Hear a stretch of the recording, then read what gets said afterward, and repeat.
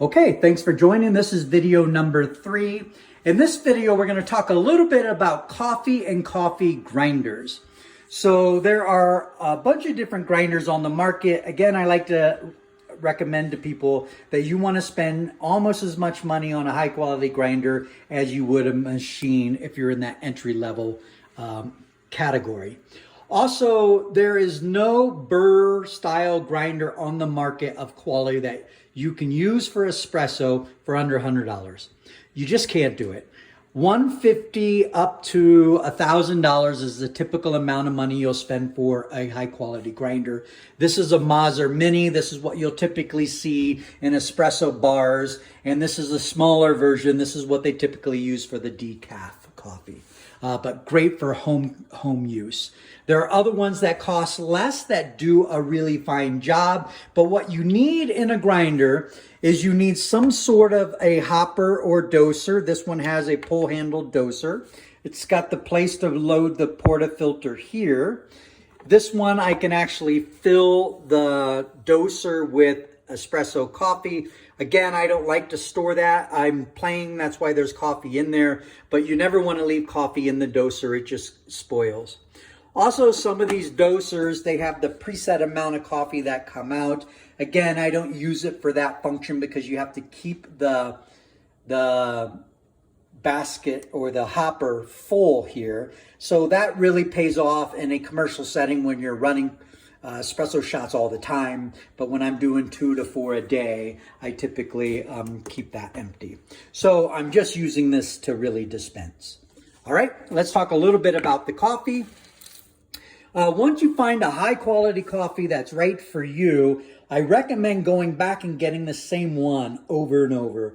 This makes it more enjoyable. First off, it's a coffee you like and it tastes good to you. And it also allows you to dial in the machine so you get consistent good coffee all the time, rather than buying different brands and different roasts of coffee, which require you to go through this process of setting up and dialing your machine in each and every time. So this is a full city roast. There's just a little bit of oil on the beans.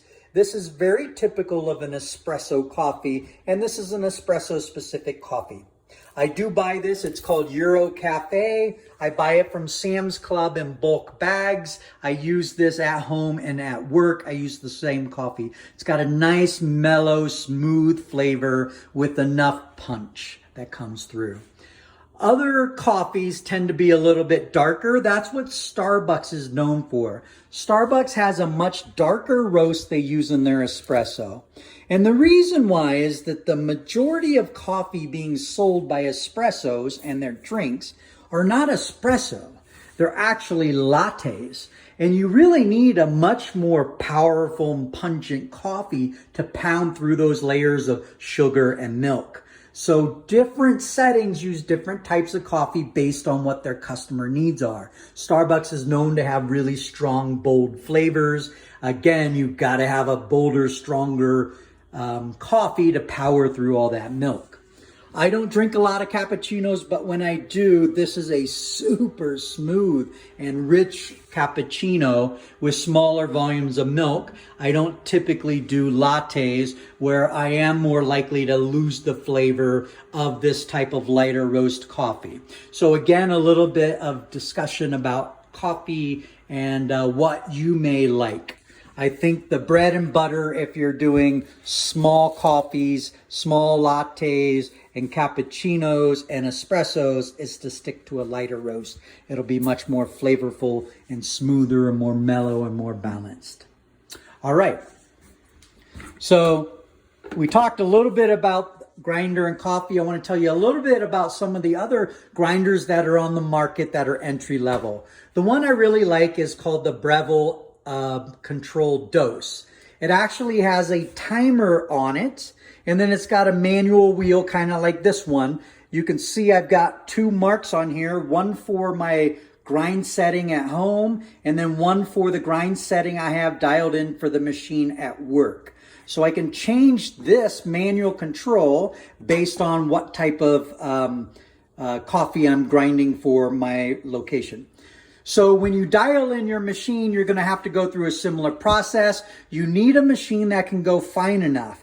As you can see, espresso coffee is really fine. It's not like drip coffee, which is a very coarse grind. So you need a high quality burr grinder in order to get that grind.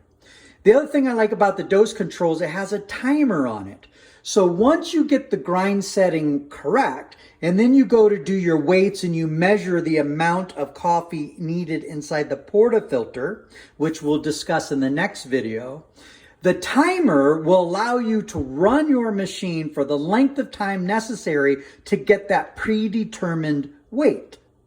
Then you don't have to weigh your coffee every time you go to make it. You can just turn it on to the time setting. You'll get a really high quality grind. You'll get the proper volume in your portafilter, and you'll be ready to go without having to go through that dial-in process.